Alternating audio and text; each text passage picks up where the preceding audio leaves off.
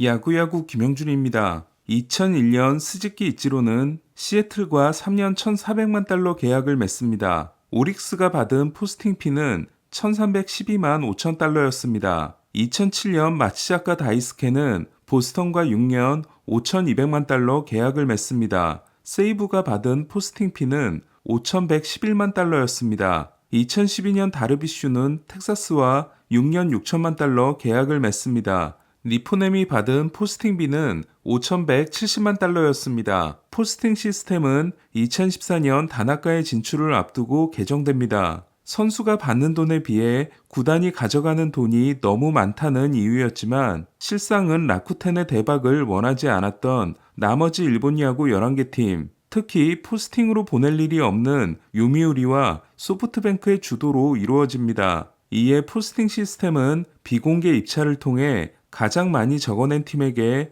독점 협상권을 주는 것에서 2천만 달러 상한선을 적어낸 팀이 여럿일 경우 모두에게 협상 기회를 주는 걸로 바뀌게 됩니다. 결과적으로 라쿠텐은 2천만 달러를 받는데 그쳤고 다나카는 1억 5,500만 달러의 대박을 터뜨립니다. 이번 이정우의 계약이 탄생하기 전까지 1억 달러 포스팅 계약은 다나카가 유일했습니다. 국제 아마추어 선수로 분류된 오타니도 에인절스는 니포넴에게 2천만 달러를 지불했고 오타니는 계약금 230만 달러를 받고 최저 연봉부터 시작하게 됩니다. 포스팅 시스템은 다시 개정됩니다. 선수가 구단들과 협상을 해 계약이 타결되면 계약 총액의 일정 비율을 곱해 포스팅 피를 계산하는 방식입니다. 1억 1,300만 달러 계약을 맺은 이정우는 키움 히어로즈가 1,882만 5천 달러를 가져가게 됐습니다. 이로써 얼마 전 포스팅을 요청했지만 구단이 거절한 사사키 로키처럼 구단이 계약 가치의 25%밖에 받지 못하는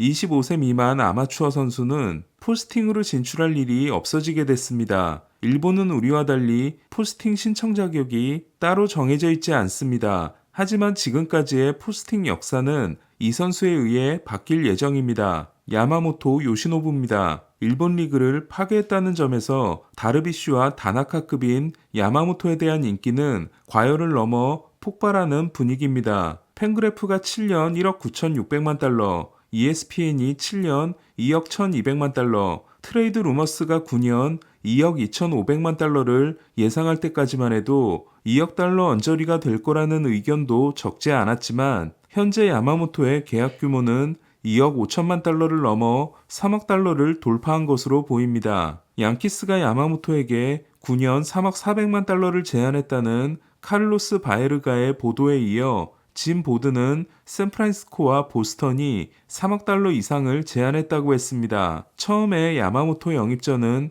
양키스와 매치의 2파전이었습니다. 하지만 오타니 영입전에서 패한 샌프란시스코, 컵스, 토론토, 보스턴, 하퍼가 추가 영입을 압박하고 있는 필라델피아, 오타니를 영입했는데도 실탄이 남아있는 다저스가 뛰어들면서 양키스와 매치에게는 최악의 상황이 됐습니다. 3억 달러를 제안한 팀이 최소 3팀 이상이라는 말은 승리하려면 3억 5천만 달러를 불러야 한다는 걸 의미합니다. 야마모토에게 3억 5천만 달러를 줄 경우 오릭스에게는 5,437만 5천 달러를 지급하기 때문에 야마모토 영입 비용은 4억 달러를 돌파하게 됩니다. 다저스가 오타니를 10년 4억 6천만 달러에 샀는데 야마모토를 영입하는 팀은 4억 달러를 쓰는 셈이 됩니다. 야마모토가 다르비슈, 다나카와 다른 점은 다나카가 메이저리그에 오기 전 풀타임 선발로 7년을 뛰었고 다르비슈가 6년을 뛴 반면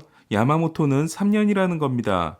이에 다나카가 1315이닝, 다르비슈가 1268이닝을 던진 반면 야마모토는 897이닝밖에 되지 않습니다. 이에 일본에서의 이닝 수는 다나카의 68%, 다르비슈의 71%에 해당됩니다. 저는 사이즈에서 오는 불리함보다 적은 누적 이닝에서 오는 장점이 더 크다고 생각합니다. 일본의 기록 사이트 원포인트 제로투에 따르면 야마모토는 지난 3년간 승리 기여도가 8.6, 7.9, 7.0으로 23.5였습니다. 지난 3년간 26.4를 기록한 오타니보다는 적지만 2.9승밖에 차이가 나지 않습니다. 물론 야마모토가 일본 리그에서 쌓은 승리 기여도를 메이저리그 선수와 비교하는 건 어불성설이지만 일본에서의 야마모토는 메이저리그에서의 오타니만큼 리그의 지배자였습니다. 참고로 지난 3년간 승리 기여도 순위는 1위가 26.4인 오타니, 2위가 22.5인 저지, 3위가 19.9인 프리먼, 4위가 18.7인 배츠이고 투수 순위를 따로 뽑아보면 1위가 17.3인 잭 윌러, 2위가 15.8인 케빈 가즈먼, 3위가 15.5인 코빈 번스, 4위가 14.6인 에런 놀라, 5위가 13.7인 게리 콜입니다. 메이저리그에 진출한 아시아 투수 중 역대 최고라 할 수 있는 다르비슈는 첫 두 시즌 동안 승리 기여도 4.7과 4.6을 기록합니다. 하지만 세 번째 시즌에 부상이 있었고 네 번째 시즌에 앞서 토미존 수술을 받습니다. 9년 3억 2,600만 달러 계약으로 양키스에 입단한 게리 콜은 지난 4시즌 동안 2020년 3.8, 2021년 5.2, 2022년 3.3, 2023년 5.1을 기록합니다. 이는 연평균 4.4에 해당됩니다. 그렇다면 야마모토는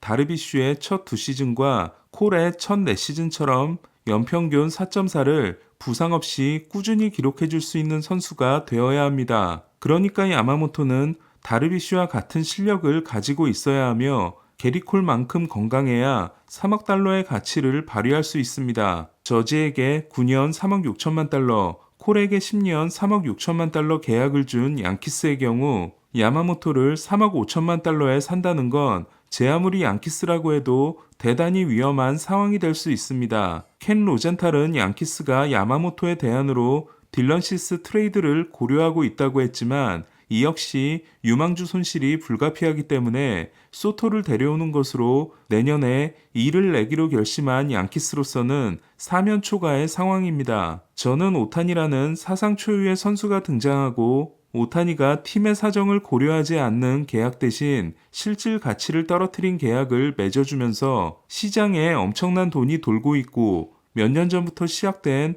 연봉 조정 선수들의 단연 계약 여파로 선수들이 부족해진 게 FA 시장의 대폭발을 불러온 게 아닌가 합니다. 역사적으로는 CBA가 타결되면 첫 오프시즌에 엄청난 지출이 이루어졌다고 합니다. 하지만 저는 2020년 단축 드래프트로 인해 올해와 내년 드래프트 자원의 수준이 최고조에 달하고 있는 것도 그동안 지명순위가 밀리는 걸 자제했던 팀들이 돈을 쓰기 시작한 이유가 아닌가 합니다. 야마모토가 오타니의 수혜를 입는 분위기라면 이마나가는 야마모토 덕분에 몸값이 올라가고 있습니다. 양키스와 샌프란시스코를 포함해 야마모토 영입전에 참가한 여러 팀이 야마모토 영입에 실패할 경우 블레이크 스넬에게 가는 게 아니라 이마나가 영입 경쟁을 시작할 것으로 예상되고 있기 때문입니다. 이마나가의 지난 3시즌 승리 기여도는 3.1, 4.0, 4.5였습니다. 다저스와 글래스나우의 연장 계약은 1억 3,500만 달러가 아니라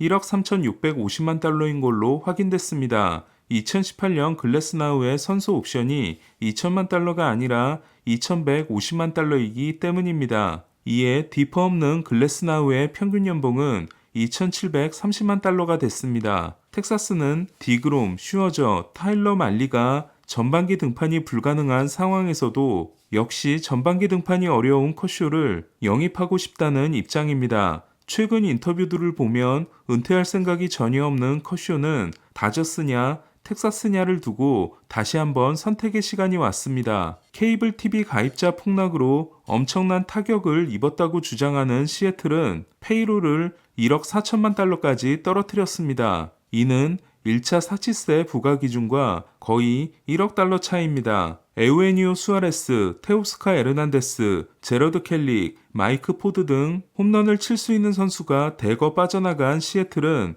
호르에 솔레오와 함께 리스 호스킨스에게도 관심이 있다고 합니다. 하지만 FA 제수를 하는 호스킨스가 T-모빌 파크가 타자에게 불리한 데다 1루에 타이 프랭스가 있는 시애틀을 선택하게 될지는 의문입니다. 양리그 최고의 타자에게 주는 행크 에런상은 오타니와 아쿠냐가 차지했습니다. 행크 에런상은 에런이 1974년 715호를 날려 베이브 루스를 뛰어넘은 지 25주년이 된 1999년부터 시작됐습니다. 선정 방식은 미디어 관계자 투표가 70%, 팬 투표가 30%입니다. 2017년 이후 수상자를 살펴보면 2017년은 알투베와 스탠튼, 2018년은 제이디와 옐리치, 2019년은 트라웃과 옐리치, 2020년은 아브레유와 프리먼, 2021년은 게레로와 하퍼, 2022년은 저지와 골드슈미트, 올해는 오타니와 아쿠냐로 둘은